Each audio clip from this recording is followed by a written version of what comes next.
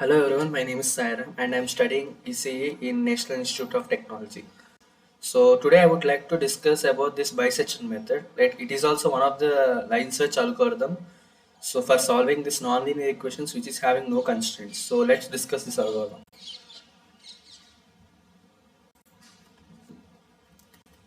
So basically in this slide I'm going to tell about this bisection method, and next I'm going to discuss about this application, and then I'm going to discuss about this multidimensional method. So this bisection method is a line search algorithm used for finding the roots of the continuous equation. So basically this line search algorithms, as I said, it is going to solve this new nonlinear programming problem having no constraint. So there are different types of line search algorithms, but generally like there are Newton's method and golden section and Fibonacci method, but I am going to consider bisection method in this presentation.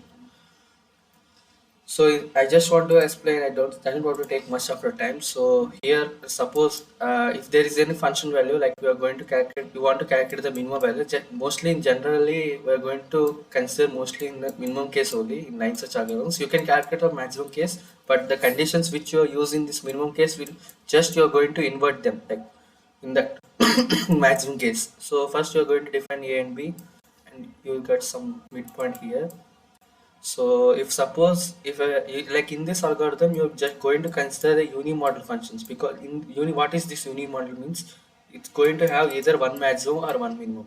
So in this case, suppose if we substitute this point in this derivative of this function, if it is greater than 0, that means in this case it goes on increasing. So there is no use of traveling between this C to B, because the function value is going to have a more than this point. So that's why you're going to consider, you're going to make this upper bound as C, such that you can travel within this array so that you can get the minimum value. So that's the case here. Like if f dash of C is greater than 0, you're going to set B equal to C, else set A equal to C. And then you're going to check whether the tolerance, what is tolerance means, like it tells about at which time point you're going to stop this algorithm. So if that the tolerance is the difference between this upper bound minus lower bound.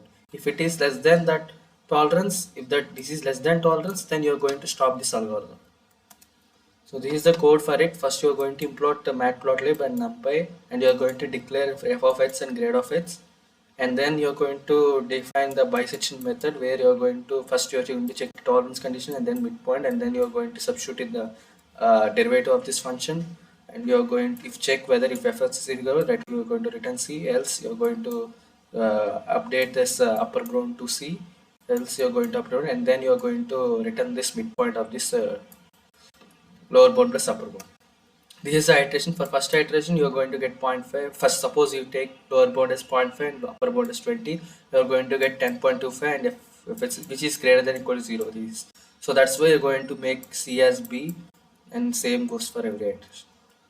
And for output case, here I tested for lower bound 0.5 and B equal to 20. So I got this. This is as the point at which you are going to get the minimum value. So for the plotting a graph, I used the NumPy library, and I generated the values, and then I used this plot function, which is matplotlib. So from this I have plotted this graph. So it is a unimodel function where you are going to have only one minimum in this case. So basically this bisection method you can use in VLSI, or you can use in antenna, you can use in communication, but I take in this VLSI example where I am optimizing the length of the transistor value. So I just want to optimize this min length of the transistor value with this equation. Current delay is 2.5. So delay is that the time taken for switching a transistor from on to off or off to on. So that's the propagation delay. So the relationship between the length of the channel and the propagation delay should be quadratic in nature. And so if the length of the channel increases, then the delay will be increased, because the charge carriers need to travel a lot of distance from here to here. So this is the code for this jump, because I directly jump into the code because I have explained already the procedure behind this algorithm. So yeah, here we're going to import this matplotlib and numpy. Again, I'm going to take input from the user, and then I'm going to define this function value and derivative of this function value, and then I'm going to calculate this bisection, same like in the previous algorithm. Like I'm going to calculate midpoint, and I substitute this in the function value, and if it is equal to the target value, I'm going to return C, else equal to C, else B equal to C, and then I'm going to return. So convergence rate is nothing but the tolerance. If I take in the 3 and upper bound as 3, so I'm going to get this L equal to 3 nanometers, which is mostly currently it's going on developing. So this is the test case one, for which like you can see that the graph goes on increasing for every length is increasing, delay is increasing. So this is also the case.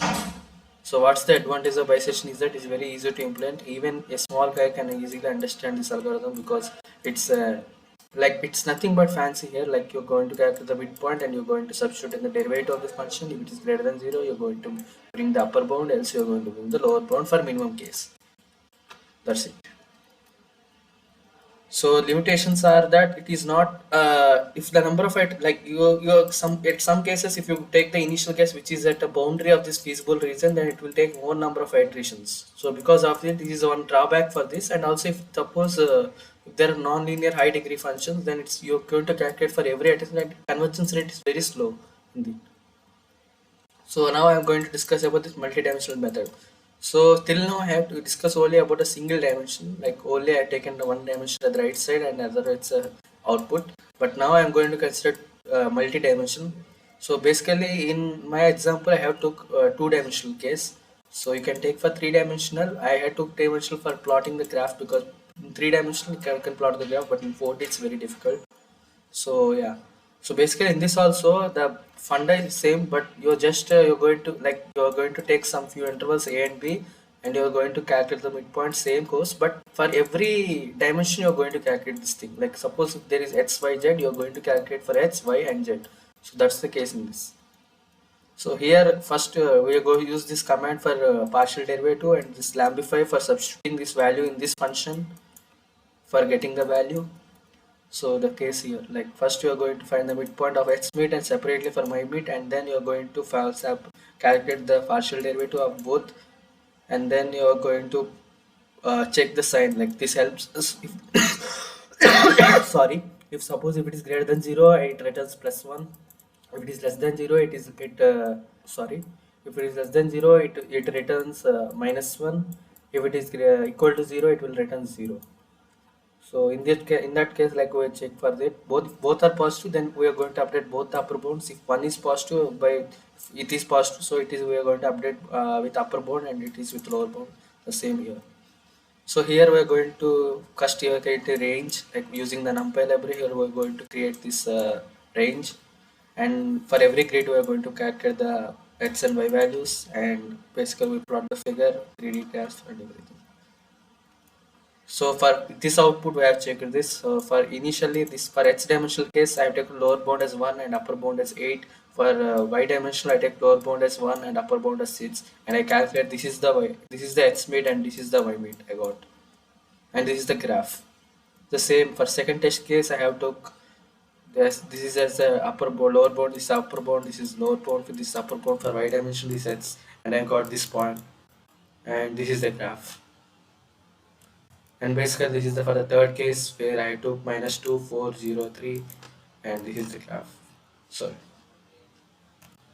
So this is a failed test case which doesn't work. Like if suppose if I took mod x plus mod y equal to 1, it is not mod x is not differentiable at x equal to 0.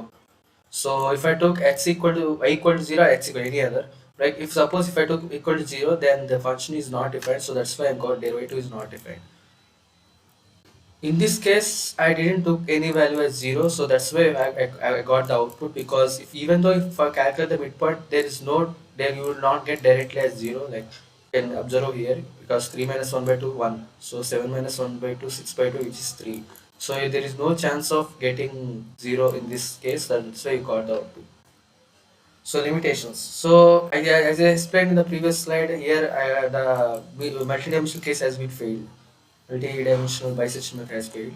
So that's why it is not suitable for non-continuous for some cases, and it has very slow convergence rate, as I mentioned before, because more number of highest degree polynomials been taken, then it's very difficult to calculate because it has a low convergence rate. So that's why we prefer Newton's method or gradient method for faster convergence. So more applications, like you can use it in modeling population where there will be an ecosystem, and you need to know how many number of people can accommodate in this ecosystem. So you can use this bisection method in this case. And financial modeling, for financial related things which you have about, you can use this. So these are my references for application related problem. I have took this reference from this article, and for multi-dimensional case, I have taken this article. Thank you. So from this, I want to summarize is that so basically, I want to summarize the thing. So basically, for minimum case, first we're going to define two variables a and b, and we're going to calculate the midpoint c. So if we substitute this point to c, if it is greater than equal to 0, then you're going to move the upper bound to c, else you're going to move the upper bound to c. So that's it, nothing much here. So thank you for your patience, and thank you for listening to this entire video. Thank you.